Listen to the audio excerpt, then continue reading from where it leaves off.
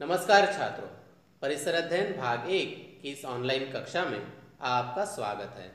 आज हम पाठ 25वां सामुदायिक स्वास्थ्य इस पाठ का अध्ययन करेंगे। पढ़ो और चर्चा करो। राधा के परिसर में विषाक्त भोजन खाने से 150 लोग प्रभावित हुए। चारों ओर हाहाकार मच गया था। वहाँ के कुछ निवासियों ने तो दौड़ धूप करके तुरंत चिकित्सकीय सहायता प्राप्त करवाई। ठीक दूसरे दिन राधा के विद्यालय में कथाकथन प्रतियोगिता थी, परंतु उपरोक्त कारण से वह उसमें भाग न ले सकी। ऊपर दी गई घटना के कारण से उसे अत्यधिक तनाव सा हो गया था और नींद भी पूरी नहीं हुई थी। प्रतियोगिता में भाग लेने का अवसर गंवाने के कारण राधा को बुरा भी लगा। विषग्रसित रोगियों की सहायता करने का उसे आत्मसंतोष भी हुआ। तुम्हारे अनुसार ऐसे प्रसंग कौन कौन से कारणों से आते हैं? क्या तुम्हें ऐसे लगता है कि स्वास्थ्य के संबंध में असावधानी बरतने के कारण ही इतने लोग विषग्रसित हो गए? स्वास्थ्य के प्रति सदैव जागरूक रहना आवश्यक है। अपने स्वास्थ्य के साथ साथ संपूर्ण समाज का स्वास्थ्य भी उतना ही महत्वपूर्ण है। इस बारे में तुम क्या सोचते हो? सामुदायिक स्वास्थ्य, पोषक आहार, व्यक्तिगत स्वच्छता, व्यायाम और रुचि के उचित संवर्धन द्वारा उत्तम स्वास्थ्य प्राप्त होता है। व्यक्ति का विकास होता है। जिस प्रकार हम अपने स्वास्थ्य पर ध्यान देते हैं, उसी प्रकार समाज के सभी लोगों का स्वास्थ्य उत्तम बनाए रखने के लिए हमें प्रयास करना चाहिए। जिस प्रकार हम सबको तनाव रहित और आनंदमय जीवन की इच्छा होती है, वैसा ही जीवन संपूर्ण समाज को भी उपलब्ध होना चाहिए। व्यक्तिगत स्वास्थ्य और स्वच्छता की आदतों से ही हमारे समाज का स्वास्थ्य तथा सार्वजनिक स्वच्छता का उद्देश्य प्राप्त किया जा सकता है। प्रदूषण, गंदगी, महामारी, व्यसनाधीनता, कीटकों के दंश से होने वाले रोग सामाजिक स्वास्थ्य के लिए अत्यधिक घातक होते हैं। सर्वसामान्य लोगों का ऐसे रोगों से संरक्षण करना और उन्हें एक आनंदमय और स्वस्थ जीवन उपलब्ध करा देना ही सामुदायिक स्वास्थ्य का संवर्धन करना है। सामुदायिक स्वास्थ्य का महत्व। किसी देश की प्रगति और विकास के लिए सबसे महत्वपूर्ण घटक उस देश के निवासी हैं। स्वच्छ पर्यावरण, पोषक आहार, शुद्ध पानी और स्वास्थ्य संवर्धन के लिए पर्याप्त सुविधाएं उपलब्ध हो तो लोगों का स्वास्थ्य उत्तम बना रहता है। यही कारण है कि समाज कल्याण कार्यक्रम के अंतर्गत पानी तथा खाद्य पदार्थों के प्रति सावधानियां रखने से संबंधित शिक्षा लोगों को दी जाती है।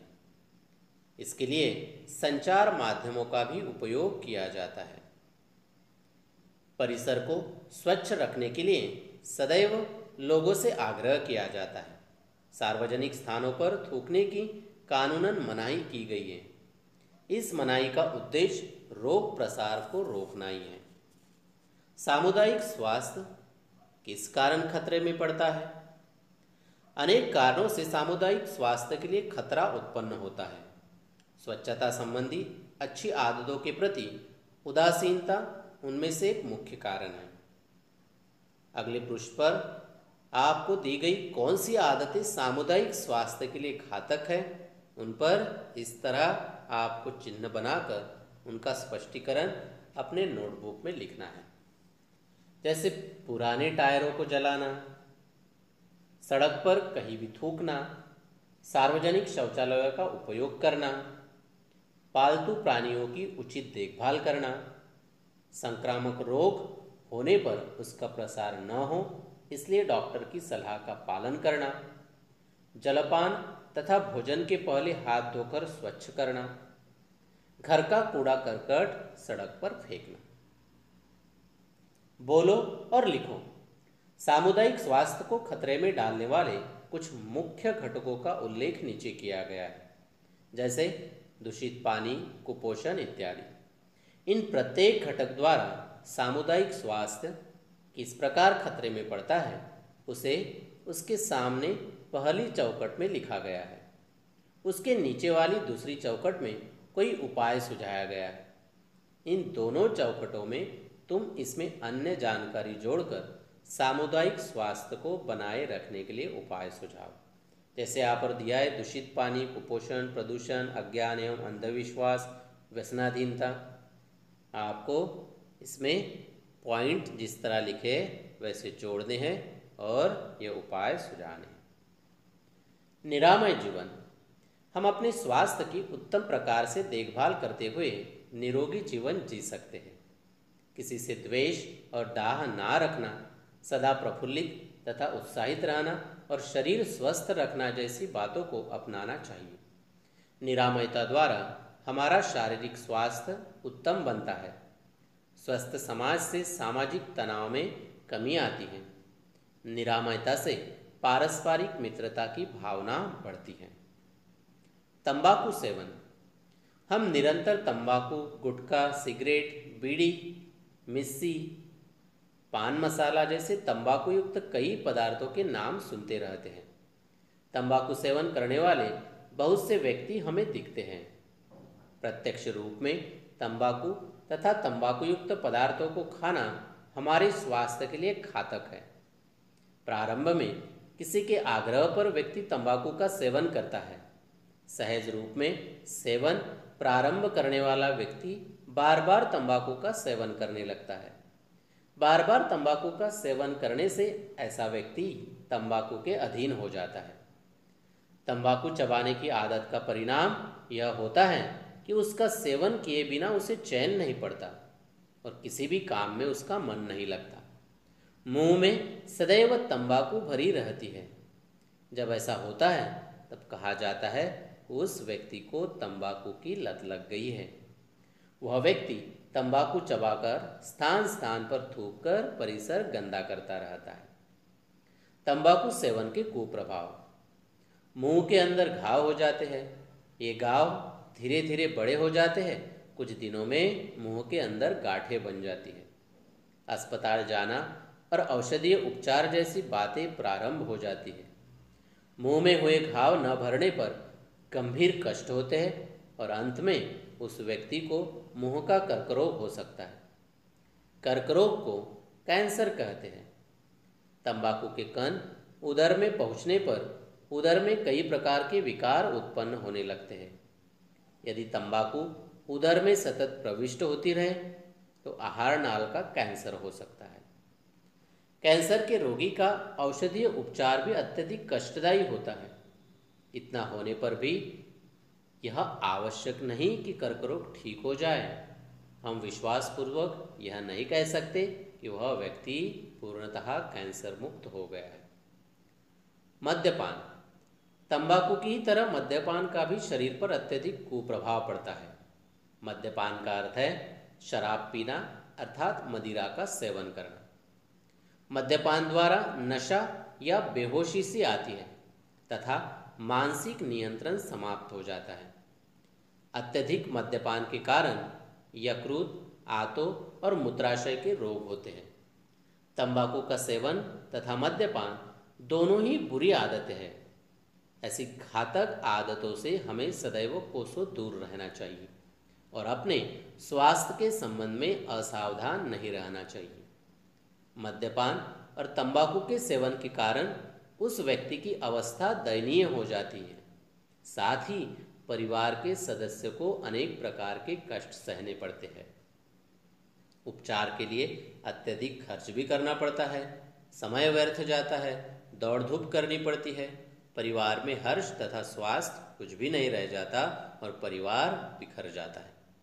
ऐसा व्यक्ति अपने साथ साथ अपने परिवार को भी ध्वस्त कर देता है। इसका बोध उस व्यक्ति को होना चाहिए। इन आदतों से दूर रहे ये चित्र में आपको दर्शाया गया है। समझो, तंबाकू का सेवन, सिगरेट तथा बीड़ी पीना, सूंघनी सूंघना, दांतों पर मिस्सी रगड़ना, चिलम, हुक्का, चुरुट इत्यादि द्वारा तंबाकू का सेवन करना, इनमें से किसी भी रूप में से तंबाकू का सेवन करना उतना ही घातक होता है। शराब और तंबाकू की तरह आजकल एक भयंकर व्यसन समाज में फैलने लगा है। इस व्यसन द्वारा युवा लड़कों तथा लड़कियों का जीवन ध्वस्त हो रहा है। इस व्यसन का अर्थ नशीले पदार्थों का सेवन करना है। इसमें कोकेन, हेरोइन इत्यादि नशीले पदार्थों का सेवन किया जाता है। कई बार आपको ये टीवी में दिखाया भी जाता है कि इनका सेवन कितना खतरनाक साबित हो सकता है। तंबाकू सेवन तथा मद्यपान मृत्यु को बुलावा। तंबाकू तथा मद्यपान और विभिन्न नशीले पदार्थ नशा उत्पन्न करते हैं। इनका व्यसन अंत में व्यक्ति के प्राण ले लेता है। प्रत्येक व्यक्ति को मद्यपान, धूम्रपान एवं नशीले पदार्थों के सेवन के कुप्रभावों को ध्यान में रखना चाहिए तथा उनसे दूर रहना चाहिए। कुछ लोग विभिन्न आकर्षण बताकर मद्यपान अथवा धूम्रपान के लिए हमें प्रवृत्त करने का प्रयास करते हैं। हमें उनके दबाव का शिकार नहीं बनना चाहिए। मद्यपान अथवा धूम्रपान के वशीभूत हो रहे हो तो इससे बाहर निकल आने के लिए सलाह और चिकित्सकीय सहायता लें। सही समय पर अपना आहार ग्रहण करें, खूब खेलें, अच्छी रुचियों और आदतों का संवर्धन करें, मन पर नियंत्रण रखें और व्यसनों से दृढ़तापूर्वक दूर रहें। यह चित्र में आपको विभिन्न रुचियों का संवर्धन करना ऐसा बताया है। करके देखो। हमें से बहुत से लोगों में आगे दी गई आदतों में से कुछ आदतें होती हैं। इन आदतों का 3 समूह में यानी अच्छी, बुरी और अनुपयोगी आदतों में वर्गीकरण करो। जैसे घर के लोगों को यह बताना कि हम कहाँ जा रहे हैं और कब तक लौटेंगे। सदैव सत्य बोलना, चोटी, फीते अथवा मोबाइल फोन पर निरंतर खेलना। नाखून कुतरना, समय सारिणी के अनुसार दूसरे दिन का अपना बस्ता पिछले दिन रात के समय ही तैयार करना। छाता, रेनकोट, पेंसिल, कलम घर पर या विद्यालय में बार बार भूल जाना। टीवी देखने का समय निश्चित करके केवल उतने ही समय तक टीवी देखना। थोड़ा सोचो, मान लो कि तुमने अपने जीवन का ध्येय निश्चित किया है, जैसे तुम्हें फुटबॉल खिलाड़ी, चिकित्सक अथवा लेखक बनना है। इस ध्येय की पूर्ति तथा प्राप्ति के लिए तुम स्वयं को किन बुरी आदतों से दूर रखोगे? सोचो और बताओ। इसे सदैव ध्यान में रखो। कोई भी बुरी आदत न लगे, इसलिए उसको दृढ़तापूर्वक नकारना सीखो। हमने क्या सीखा? सामुदायिक स्वास्थ्य उत्तम बनाए रखने के लिए प्रत्येक व्यक्ति को प्रयास करने चाहिए। सामुदायिक तथा सार्वजनिक स्वास्थ्य के संबंध में सदैव सावधान रहना चाहिए। सामुदायिक निरामयता ही हम सबके और हमारे सामुदायिक स्वास्थ्य में वृद्धि लाती है। व्यसनों से दूर रहने के लिए हमारे अंदर कोई न कोई अच्छे शौक, अच्छी रुचि होनी चाहिए। मन पर दृढ़तापूर्वक नियंत्रण रखकर हम बुरे व्यसनों से दूर रह सकते हैं। होमवर्क, स्वाध्याय। आपको यहाँ कुछ रिक्त स्थान, सही या गलत और गलत कथनों को सुधार कर लिखने के लिए कहा है और कुछ प्रश्नों के उत्तर लिखने के लिए कहा है। आपको सोचना है, सदस्यों से घर पर चर्चा भी करनी है और इंटरनेट की भी सहायता लेनी है और पाठ फिर से पढ़कर सभी सवालों के जवाब आपके नोटबुक में लिखने हैं। Thank you.